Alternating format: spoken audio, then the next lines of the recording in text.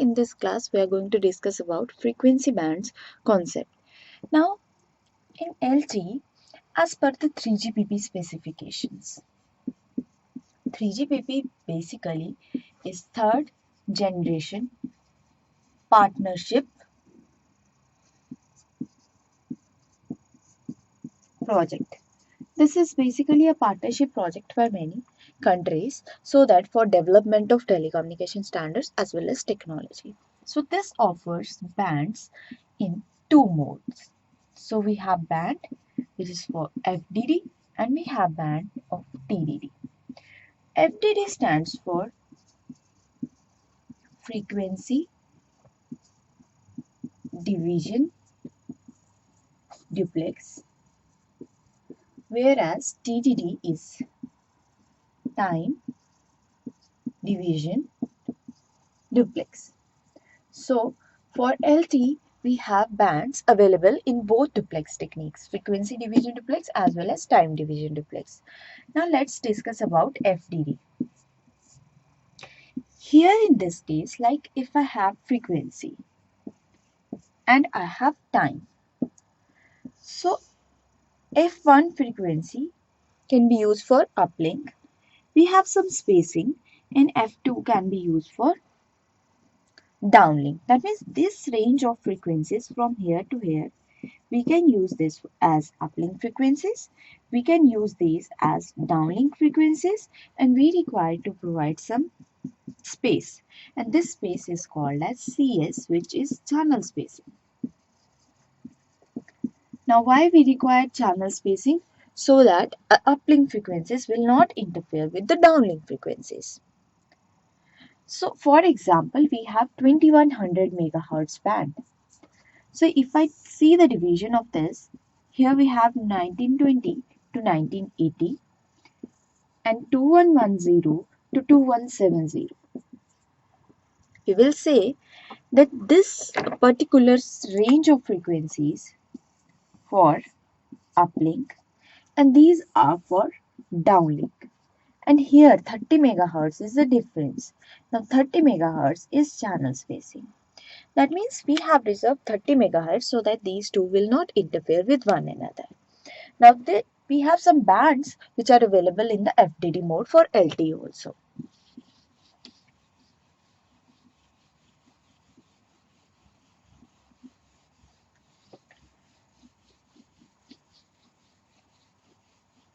Now we have next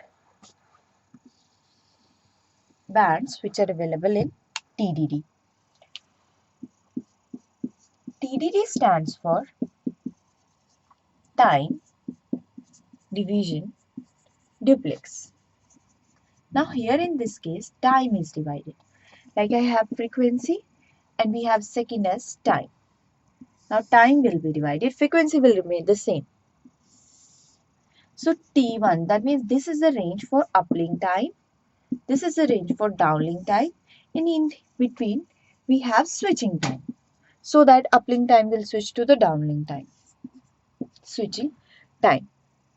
So this is TDD mode. Now we have like 1920 to 1980. This is a band, for example, in TDD.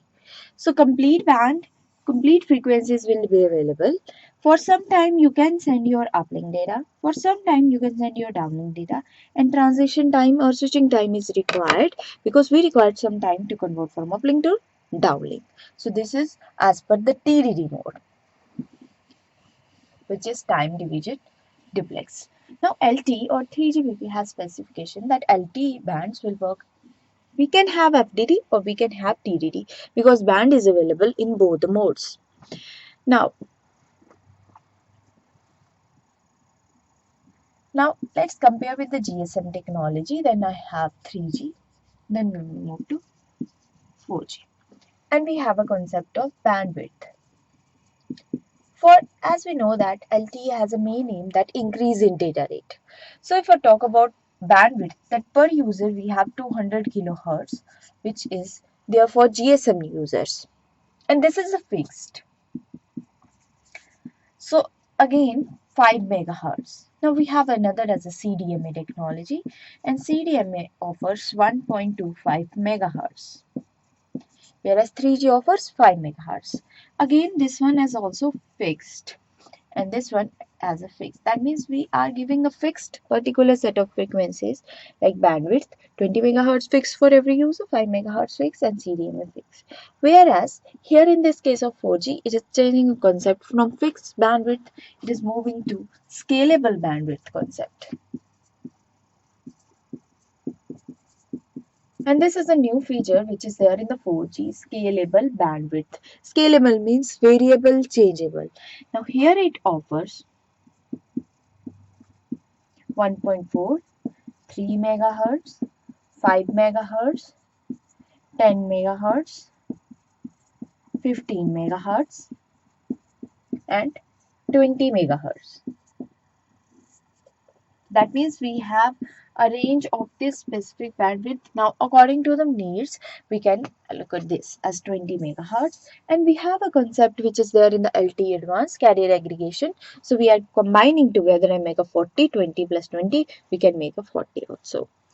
So let's see that what is the change in flexible bandwidth or scalable bandwidth. We call it as flexible bandwidth also because we can change it.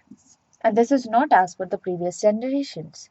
But 4G is giving us flexible bandwidth concept, changeable bandwidth concept.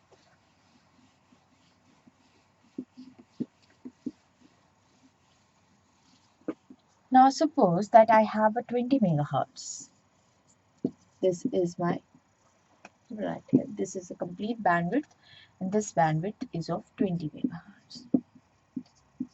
Now for the guard specification, we have to leave 10%. So 20%, 10% is 2 megahertz. That means I have to leave 2 megahertz. So 20 minus 2, that means I am left with only 18 megahertz. So I am leaving like for 1 megahertz here and 1 megahertz here. That means this is my 18 megahertz I am left. I will say this is my total bandwidth and this one as useful bandwidth. So if we talk about carrier, so each carrier of LTE is of 15 kilohertz. So let's divide like number of carriers. If I want to calculate the number of carriers together, so I have a complete 18 megahertz. Now one carrier is of 15 kilohertz. So if I divide, I can have a number of 1200. So that means if I talk about the number of carriers in this, so I have in 20 megahertz, I can have 1200 subcarriers. If this is a complete carrier of 18 megahertz or 20 megahertz, so I have 1200 subcarriers. Similarly, we can calculate for 15 megahertz. This is for 20 megahertz, 15, 10. So we can see the number of carriers will keep on decreasing. So if I have more bandwidth, I can have more subcarriers to carry the data. If I have less bandwidth, then less subcarriers. So this is about bandwidth and flexible bandwidth concept here in this case. Now let's discuss about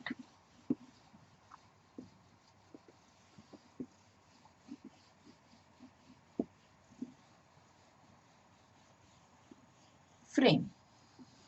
Again, we will compare with GSM. Now GSM technology is having a frame on 8 time slots. Frame having 8 time slot and duration, if I talk about duration, this is of 4.615 millisecond. Compared with the 3G, 3G has double frame. That means from 8, it has having 16. So 16 time slots. And what about the duration is also double. That means 10 millisecond. Whereas in case of 4G, 4G is having a frame with only 10 time slots. So we are having 10 slots here in this case. And what about the duration? Duration is again 10 millisecond. That means one slot is of 1 millisecond. This is about frame in differentiation. Thank you so much.